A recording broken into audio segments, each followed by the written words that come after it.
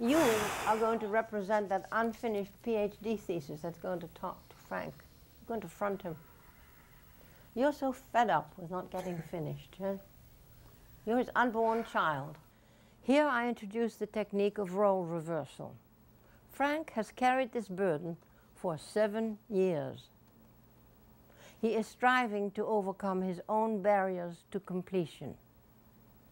Yet his head is full of what he knows.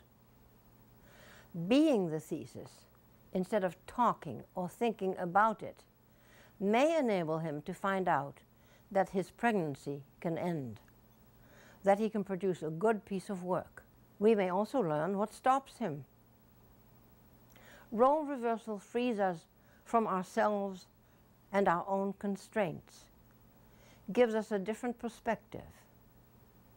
Frank has thought about this thesis endlessly, but being it is a novel, creative experience. Let's hear you, you know? It's about time, isn't it? I want to finish you. Then why don't you? I don't know, there's this block. You know. You're making it so difficult. It's not that difficult. Just write me. You know it. But I can't do it. You're making it too difficult for yourself. How? Give him the guidelines. Keep walking.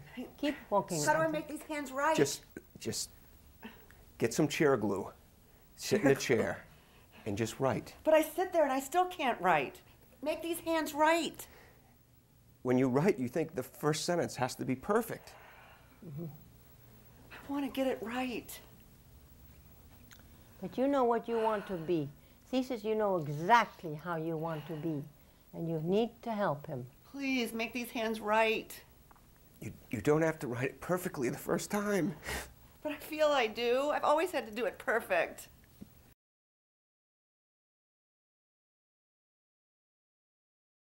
I'm already successful, but I want to finish this one thing and stop. Well, you better not enjoy it very much.